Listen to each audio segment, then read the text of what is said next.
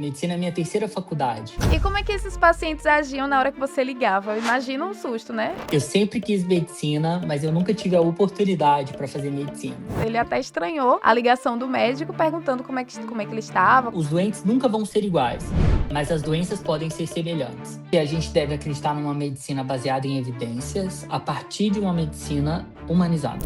Medicina por amor. Esse é um lema de um estudante de medicina lá em Minas Gerais que tem sido conhecido pela medicina humanizada e cuidado com os pacientes. E é com ele que vamos ter uma conversa super enriquecedora no episódio de hoje. Seja bem-vindo ao Meia Entrevista, Ludiano Freitas.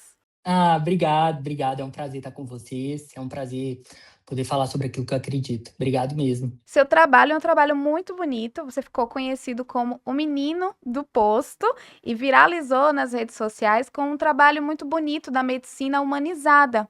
Fala para mim um pouquinho, para a gente também, para quem está nos assistindo, conhecer um pouco da sua trajetória pela medicina, por que você escolheu a medicina e por que você ficou conhecido como o menino do posto. Vou contar um caso para você. Eu sempre quis medicina, mas eu nunca tive a oportunidade para fazer medicina. E aí, na minha vida, eu fui buscando outros caminhos. Medicina é minha terceira faculdade. Então, eu sou formado em administração, eu sou formado em letras. E a vida foi me jogando para a medicina. Então, eu acredito que foi um propósito, assim, muito maior do que os meus planos poderiam conseguir. E aí, quando eu vim para medicina, e eu fui estagiar no posto de saúde, eu falei assim: o que eu posso fazer para tornar esse atendimento melhor? O que eu posso fazer para tornar esse lugar melhor? Eu venho de uma história de ter crescido com a minha família servindo ao asilo da nossa cidade, então nós éramos vicentinos, então a rotina do asilo era muito comum para a gente, era muito nítido para mim que eu iria continuar isso em qualquer lugar que eu estivesse. E aí, no posto de saúde, eu fui percebendo que os pacientes eles se interagiam demais comigo. E eu percebi uma conexão genuína, verdadeira. E eu falei assim: olha, eu preciso melhorar esse atendimento para eles. E assim, eu comecei a criar estratégias para o posto de saúde, dar atenção primária à saúde, explicar para as pessoas o que é a atenção primária. E e aí eu comecei alguns projetos, alguns deles ficaram conhecidos como ligações de afeto, que a gente liga para os pacientes uma semana depois da consulta. Tem um receituário adaptado que a gente coloca para o paciente ali as medicações que ele tem que tomar de uma forma organizada, que ele saiba o que é que ele está tomando. E, para mim, hoje, a medicina ela faz parte desse meu propósito que eu estou te contando que eu buscava lá de trás, eh, de uma vida já em serviço às pessoas. Eu não tenho familiar médico, eu vou ser o primeiro médico da minha família, mas eu tenho um padrinho que eu levo ele com muito carinho. Meu padrinho atendia os pacientes na fazenda. E aí, na fazenda dele, na casa dele, ele abriu uma sala para receber as pessoas aos finais de semana de graça, atender as pessoas ali. E aquilo me marcou de uma forma que eu quero ser esse tipo de médico. Então, isso ficou muito claro para mim que esse é meu padrão, esse é o que eu quero. Que é o cuidado, o afeto, o olhar, esse olhar diferente da medicina humanizada para os pacientes, não é? Especialmente aqueles que mais sofrem. E o que te fez perceber a importância desse cuidado humanizado com os pacientes? Eu acredito que a gente tem que fazer para o outro aquilo que a gente gostaria que fizesse para você. A, a minha tia, ela não sabe ler nem escrever, ela foi lavradora durante muitos anos, e eu, terceira faculdade, fui percebendo que eu precisava melhorar a minha comunicação com ela, para que ela se sentisse vista, ela se sentisse aceita. Então, quando a gente foi assinar o meu jaleco para as fotos da faculdade, eu peguei a mãozinha dela, já que ela não sabia ler nem escrever, e pintei a mãozinha dela toda e coloquei no jaleco. Então, quando alguém me pergunta sobre por que da humanização, né? Eu falo, por que não da humanização? Se eu cresci assim, se eu levo esse estilo de vida, sabe? Então, é muito me baseando nisso, nesse cuidado que eu gostaria que tivessem com a minha tia, que eu gostaria que tivessem com a minha família. Você já assistiu aquele filme Patch Adams, O Amor é Contagioso? Já, aham. Você acha que eu me pareço com ele? Acho muito. Eu acho que o trabalho que você faz agora, esse olhar, é muito parecido com o do médico do filme. Não, o Pat Adams é assim, um gênio, né? Tem uma cena do filme que eles vão atender uma paciente, e aí, na hora que chega na sala, tem vários internos e um preceptor, que é um médico, e aí o preceptor fala sobre todas as doenças que o paciente tem, e aí ele sai no meio de todo mundo e fala assim, mas qual é o nome dela? E eu faço isso. É muito instintivo para mim, assim. Desde a pessoa que vai ali me servir uma água num restaurante, as pessoas que estão convivendo comigo. É muito importante você valorizar o ser humano, né? Nós não somos um conjunto de doenças. O professor Selmo Porto, que é meu exemplo na medicina, ele fala assim: os doentes podem ser iguais, mas os doentes nunca vão ser iguais, mas as doenças podem ser semelhantes. Então, eu carrego esse valor, que todo mundo é diferente, a gente precisa cuidar de todo mundo. Essa é uma cena do filme que me emociona muito, porque enquanto todo mundo está olhando para a doença dela, ele olha para ela. Isso. Tem uma pessoa ali passando por aquilo, imagina ela tá ali deitada, acamada e várias pessoas ao redor sem nem saber quem ela é e discutindo algo que ela tem, mas sem olhar de fato para a pessoa que está ali, sem olhar para ela. Sem olhar para ela, e assim, ela sentiu isso. Então, você vê a atuação da atriz que ela sentiu isso. Então, os pacientes sentem, até mesmo aqueles que estão entubados, que não conseguem falar. A ciência comprova que esses pacientes eles conseguem sentir quem está cuidando deles, quem é de verdade ali, né? Você criou 3 projetos durante a sua passagem pela UBS em Minas Gerais: o Ligações de Afeto, o Receituário de Afeto e agora o livro Heitor vai ter que dormir no hospital. Como surgiu a ideia de criar esses projetos? O que é que você percebeu ali de dificuldade com os pacientes para poder criar esses projetos? Você falou de 3 projetos que foram os que viralizaram, mas existem outros projetos que não viralizaram. Mas falando desses, principalmente o livro O Heitor vai ter que dormir no hospital, foi quando eu comecei a acompanhar médicos durante os estágios, e na hora que eu ia conversar com os pacientes, eles estavam muito para baixo, eles estavam muito tristes. E eu queria tornar aquele momento um pouquinho mais acolhedor. A criança, ela sofre muito no hospital, a família também sofre muito. Então, eu não sou pai ainda, mas eu tenho esse espírito de cuidar das crianças, né? E, e aí eu falei assim, olha, a minha arte, ela tem que servir ao meu propósito. Então, como que eu junto coisas que eu aprendi na letras junto da medicina? E esse foi o meu desafio. Falei assim, olha, eu preciso aprender a comunicar sobre saúde. E principalmente com aqueles que mais precisam. E aí, o ponto-chave disso tudo, estou te contando essa história toda para te contar uma situação que eu fui entregar um livro para uma criança. E aí, enquanto eu estava nos outros quartos, ela voltou. E ela falou assim: tio, você me dá mais um livro? E aí eu falei com ela assim: pra que você quer mais um livro? Porque eu já pensei assim: a criança está querendo mais, né? Assim, sempre quer mais. Ela falou assim: não, é porque se chegar mais uma pessoa para ficar internada aqui no hospital, eu quero dar o meu livro para ela. E aí eu falei assim: o objetivo da compaixão é tornar o outro compassivo. Não é você só agir com compaixão. Quando você torna o outro compassivo, você faz um mundo melhor. E se você pode construir um mundo melhor, por que não fazer? Todas as minhas ideias, elas estão baseadas numa máxima que eu não acredito no mundo melhor. Eu estou construindo um mundo melhor. Não existe o acreditar. Eu estou fazendo agora um mundo melhor. Ah, você pode ser só mais um grãozinho de areia na praia. Pois eu sou o grãozinho da areia da praia mais dançante que existe. Você vê lá nas redes sociais.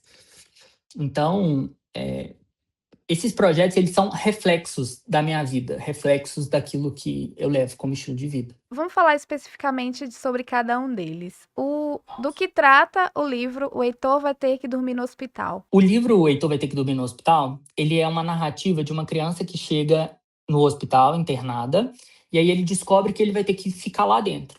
Só que ele não sabe o que é o hospital, ele tá com medo do hospital, ele quer a cama dele, o brinquedo dele. E aí os profissionais de saúde começam a mostrar para ele o quanto que o hospital pode ser legal. E aí, quando ele recebe alta no final, aí eu já estou dando um spoiler do livro, quando ele recebe alta no final, ele fala assim: eu não quero ir embora mais, porque eu descobri que o hospital é um lugar legal, é um lugar amigável. E a moral da história é tornar aquele ambiente um pouco melhor para a criança e fazer com que ela tenha uma visão sobre saúde daqui a alguns anos, enfim, para que ela entenda que cuidar da saúde é legal.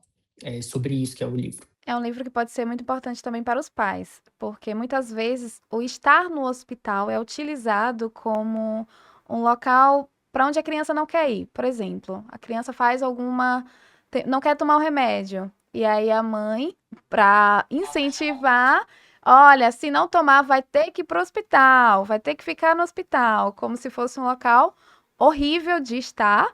Mas não, é um local que, infelizmente, se adoecer, precisa ir, mas também que vai ter os cuidados necessários e importantes para curar, né, qualquer tipo de doença. Uma coisa que é legal também é que crianças que nunca foram internadas e os pais, eu dou o livro, eles conversam com a criança sobre o ambiente do hospital.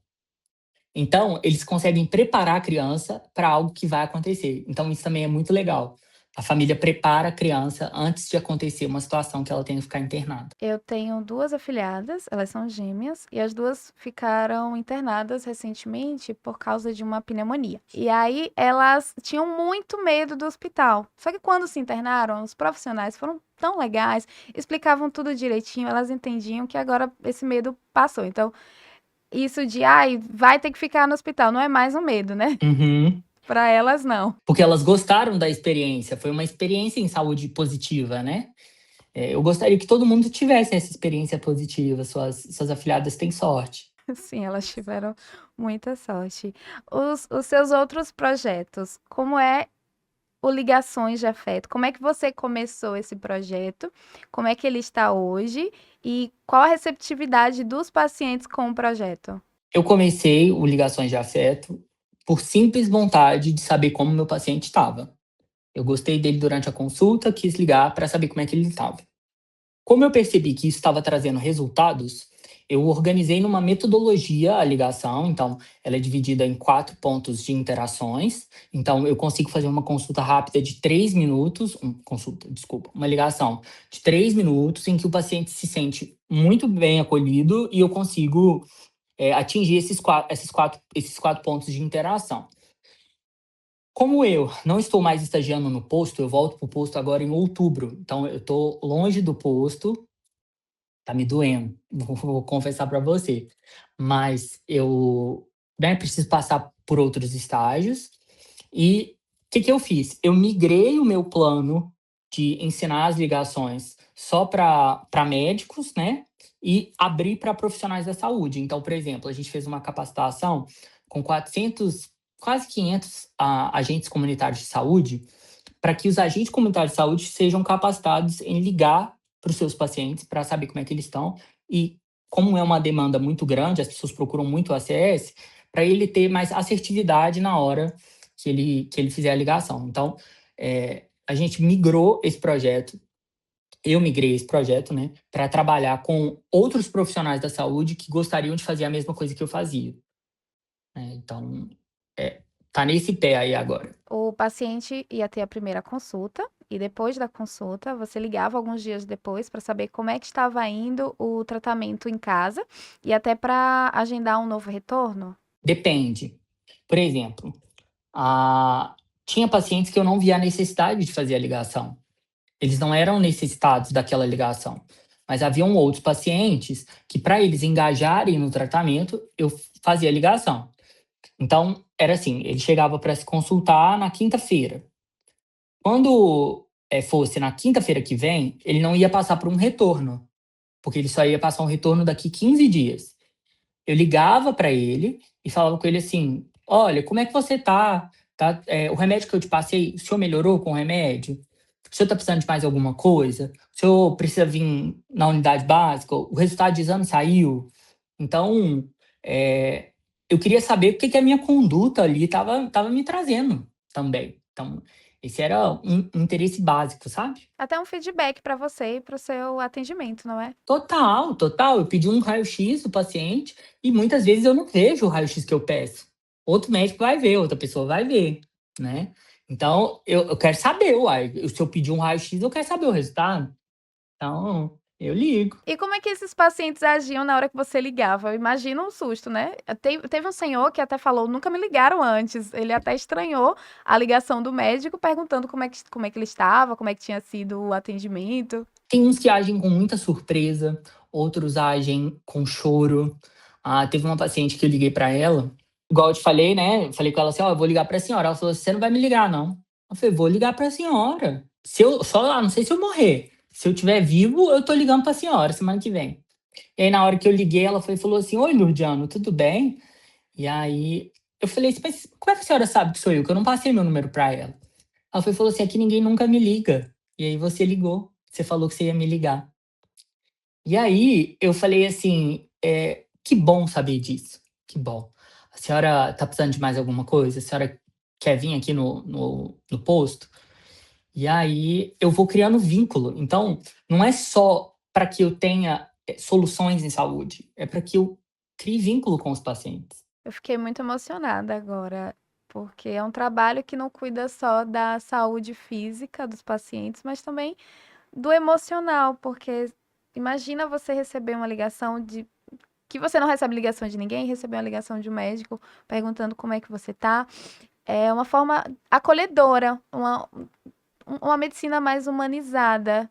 Eu acho que eu me sentiria como ela também, eu ficaria emocionada. Eu vou te ligar depois. Se você quiser, eu te ligo. Tem um paciente, deixa eu só contar essa história. Ele eu não tô mais no posto, né? E aí eu tive que ligar para ele para contar que eu não estaria mais no posto. Ele não entendeu que eu não estaria mais no posto. Então eu continuo como profissional dele. Aí ele me liga e eu tenho que resolver as coisas para ele. E para mim não é um incômodo. Para mim é dividir a minha vida. Então, eu penso sempre assim: eu tenho disponibilidade emocional para estar com os meus pacientes, para estar com essas pessoas. Eu decidi escolher ter essa disponibilidade. E não é só para eles que melhora, é para mim também, como pessoa, como ser humano.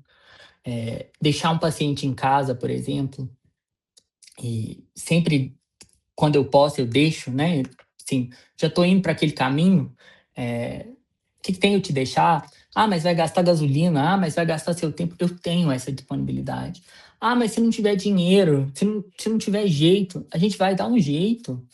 Não vai ser isso que vai me deixar com menos ou mais dinheiro. Não vai ser isso que vai me deixar é, melhor ou pior, sabe? É meu estilo de vida, sabe?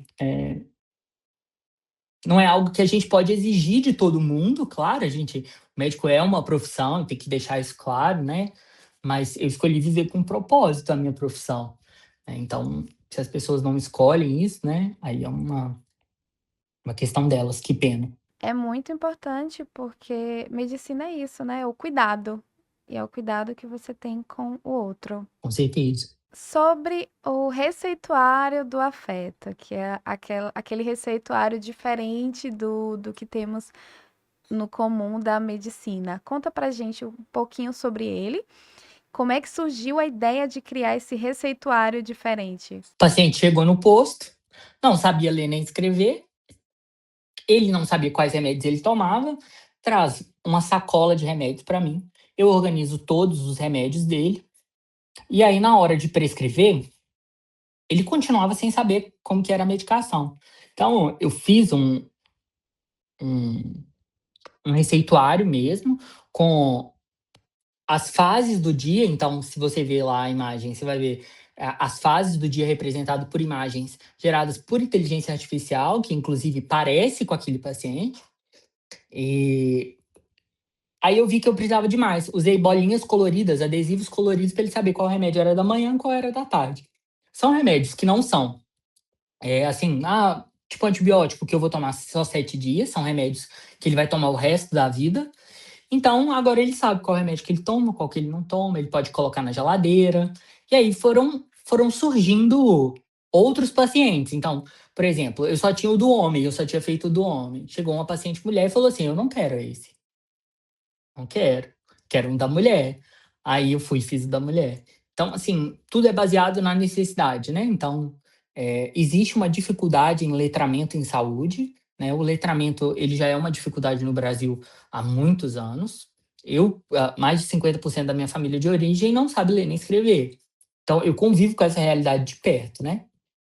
E acho que é o projeto que mais me toca, assim, porque ensinar sobre saúde para pessoas que não sabem ler, que não têm letramento, é muito difícil. Sim. E como foi a receptividade dos pacientes com esse receituário? Aumentou a percepção deles quanto ao tomar o remédio? Eles começaram até a se alimentar melhor. Você sabe por quê? Porque ele via o bichinho lá, a imagem lá, e como ele tem que tomar o remédio com alimentação, ele ia lá e comia porque ele estava vendo o bichinho comer. Então, o impacto disso, a gente não consegue nem mensurar, assim, de tão positivo que é na vida dos pacientes. O receituário, ele foi distribuído gratuitamente para mais de 20 mil pacientes ao redor do Brasil. Então, eu considero assim, né? Foram mais de 11 mil profissionais da saúde que receberam o receituário, né, e mais de 20 mil pacientes ao redor do Brasil. E eu decidi ser dessa forma, porque eu poderia ter ganhado dinheiro com isso. Não é sobre dinheiro, sabe? É sobre levar aquilo que eu tenho de melhor para outras pessoas. E o que é que você escuta dos pacientes sobre esse cuidado com eles? Olha, eu sou esse cara do afeto, mas eu sou bem durão, sabe? Ah, sou uma pessoa mais dura com a vida, assim. E aí, eles chegam pra mim e falam assim: "Nossa, tô tomando um remédio do jeito que você falou. Você falou que era pra eu fazer uma caminhada, eu tô fazendo". Então, o que eu enxergo é que o que eu faço traz resultados na vida deles. E não necessariamente é só sobre tomar remédios, mas é sobre melhorar a vida. A gente já se encaminhando aqui para o final, eu queria que você falasse um pouquinho sobre o que é medicina de vivência e experiência que você tanto defende. Eu falo que a gente deve acreditar numa medicina baseada em evidências a partir de uma medicina humanizada. E a medicina humanizada, ela só é possível se nós tivermos vivências. O termo vivências, ele é sequestrado do meu autor, do meu professor Selmo Porto, queridíssimo, meu amigo. Ele é o autor do livro que eu estudo medicina, semiologia médica, e ele me ensina a respeito dessas vivências. Então, a gente está pautado sempre pela ciência, sempre ter a ciência como foco principal daquilo que a gente consegue fazer. Mas é a vivência que me permite entender que R$ 20 para alguns dos meus pacientes é muito dinheiro para comprar uma medicação. Então, quando eu vivencio aquela realidade, quando eu entendo aquela realidade, no momento que eu vou prescrever um medicamento, eu levo em consideração que o melhor remédio para aquele paciente não é a melhor opção pautada pela ciência. O melhor remédio para aquele paciente é aquele que ele pode comprar.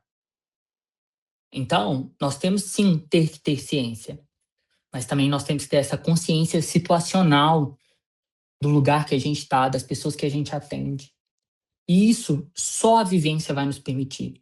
Só isso. Se os nossos professores de medicina nos permitem vivenciar, experimentar do paciente, saber o que as nossas ações trazem de resultados, como um pedido de raio-x, que eu sei o resultado daquele raio-x, foi eficaz eu ter pedido aquilo?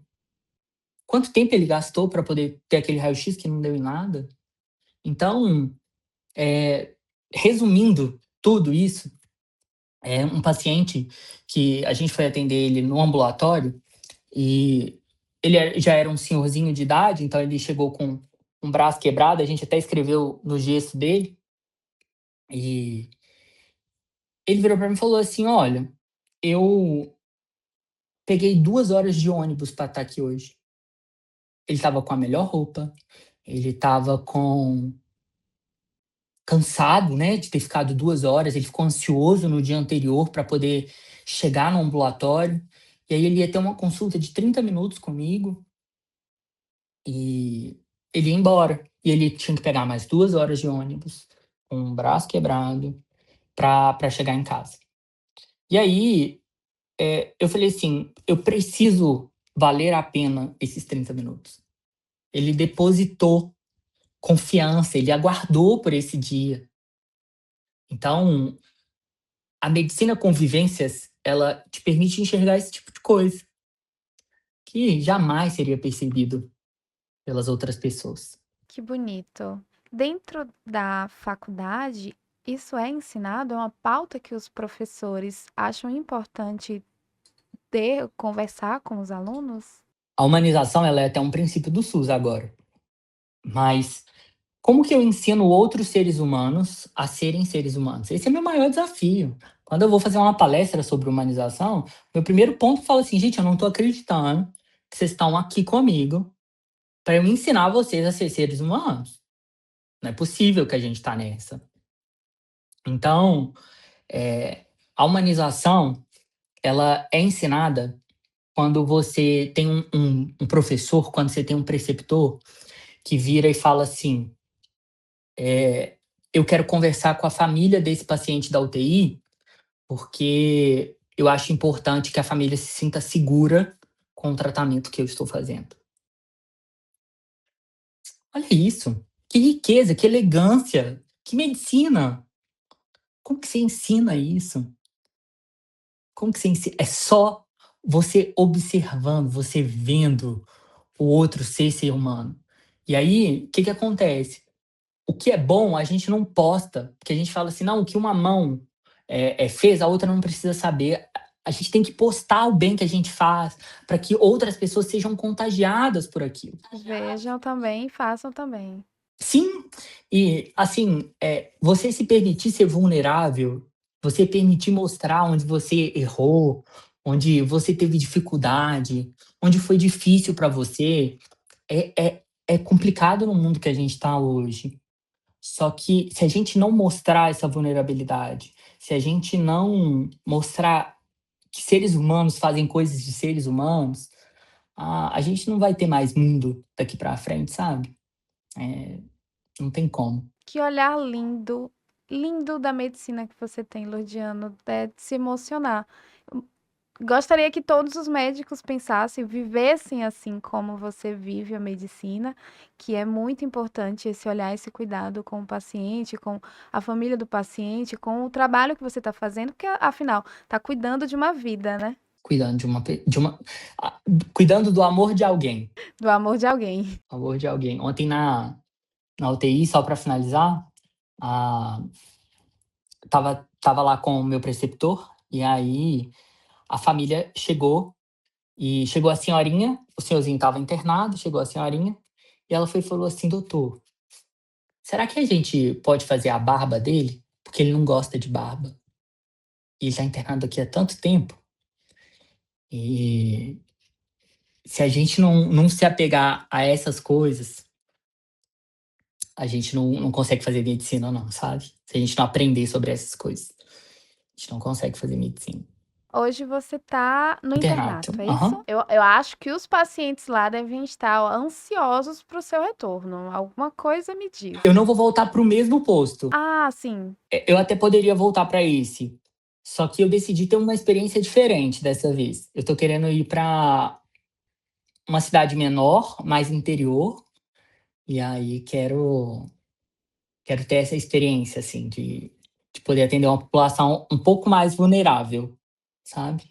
E Tô até com medo deles fazerem protesto na hora que eu for embora. Eu acho que vai ter, viu? Eu tenho medo. Luciano, vou me encaminhar para o fim. Agradeço muito a sua participação numa entrevista. É muito bonito ver esse seu olhar para a medicina e com o cuidado com os pacientes. Espero você aqui mais vezes. O canal está aberto para quando você quiser retornar. Vai ser ótimo. Obrigado, obrigado pelo carinho. Foi ótimo falar com vocês. Acho que quando a gente compartilha quem a gente é de verdade, a gente torna o mundo um pouquinho que seja melhor. Se não para o mundo, talvez para você. Que lindo. E espero sua ligação. Tá bom. Ó, um beijo e um queijo. Esse foi mais um episódio do MEI Entrevista. Se inscreva aqui no canal para não perder os próximos episódios. Esse episódio também está disponível no Spotify para você ouvir quando quiser e onde quiser. Não deixe de acompanhar a MEI nas redes sociais e no portal Melhores Escolas Médicas. Todos os links estão aqui na descrição. Até a próxima!